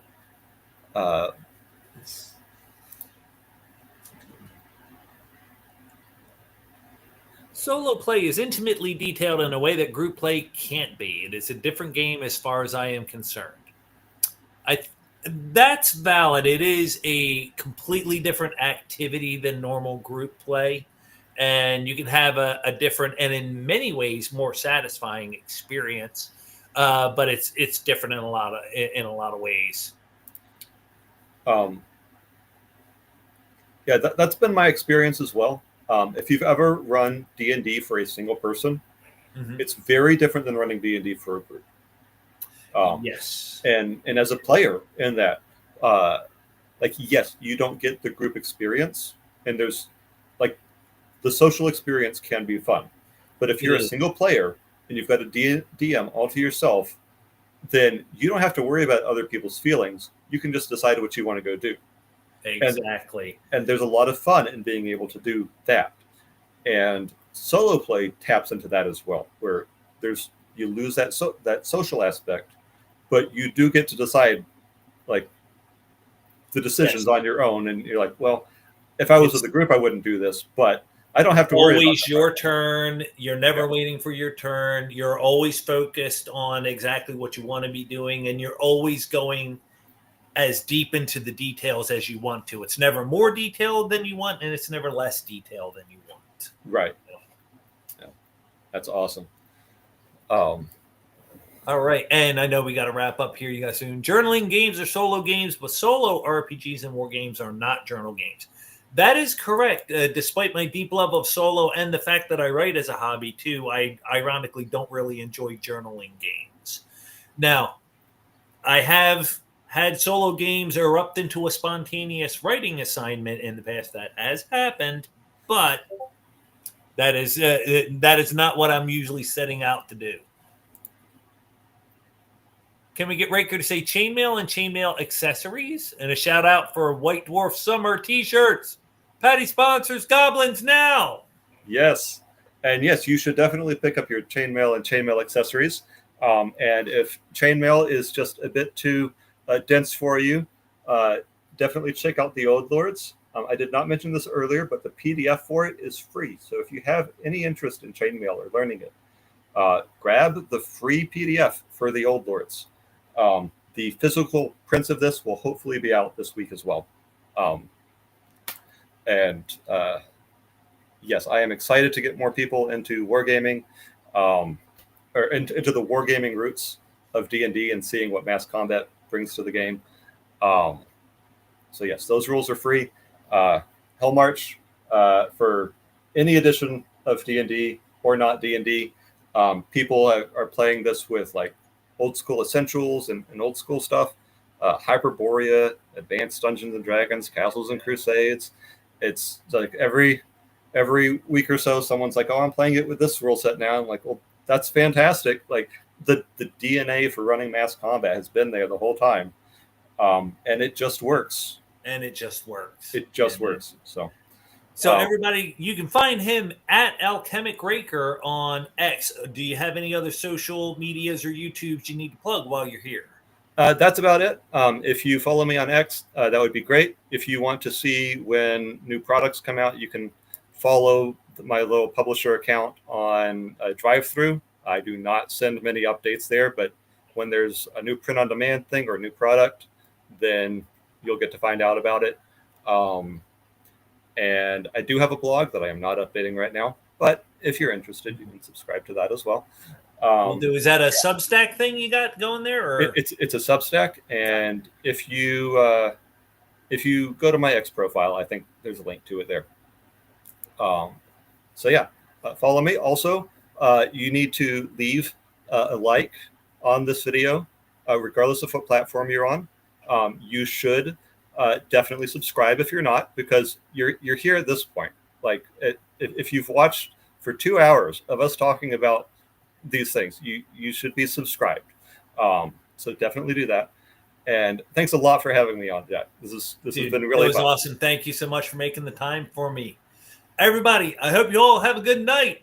Goblins forever, and follow AlchemicRaker. Thanks. Have a good night.